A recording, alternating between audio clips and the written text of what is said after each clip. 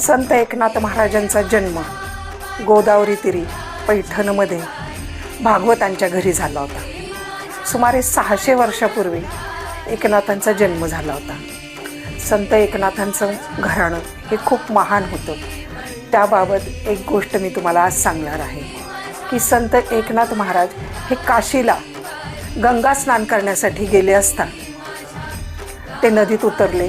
त्यांनी स्नान केलं आणि स्नान करून बाहेर येताना रुद्रसूक्त म्हणत ते बाहेर येत होते. आणि तेवढ्यात शेजारच्या माडीवर एक माणूस पान खात उभा होता. त्यांनी एकनाथ महाराजांना बघितलं आणि त्यांच्यावर पान खाऊन तो थुंकला.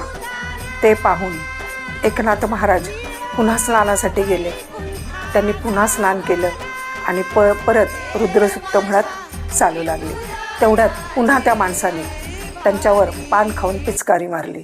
त्यानंतर पुन्हा एकनाथ महाराज गंगेमध्ये उतरले. त्यांनी पुन्हा स्नान केलं आणि पुन्हा रुद्रसूक्त म्हणत ते चालू लागले.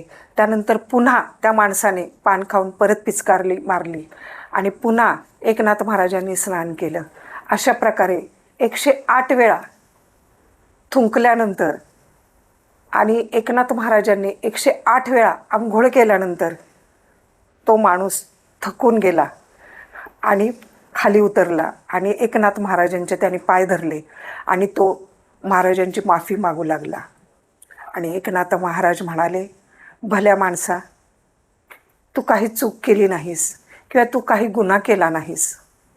उलट तुझ्यामुळे मला आज 108 गंगा स्नानाचं पुण्य मिळालं आहे. आणि गुरुकुलमध्ये शिकत असताना एकदा गुरुकुलावर परक्यांचं आक्रमण झालं होतं आणि त्यावेळेस मी देखील तलवार घेऊन युद्ध केलं होतं आणि त्या हिंसेचं पातक माझ्या माथ्यावर होतं. आणि 108 वेळा स्नान केल्यानंतर ते पातक माझं धुतल्या गेलं. त्यामुळे उलट मीच तुझा आभारी आहे असं एकनाथ महाराज म्हणायला लागले.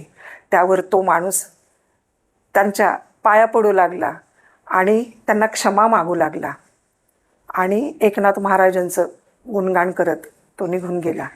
तर एकनाथ महाराजांचं जर आपण वर्तन बघितलं तर अतिशय संयमी, समजदार, सर्व शक्तिमान असून देखील त्यांचा संयम आणि अदम्य साहस बघून खरंच तिथे प्रणाम करावासा वाटतो.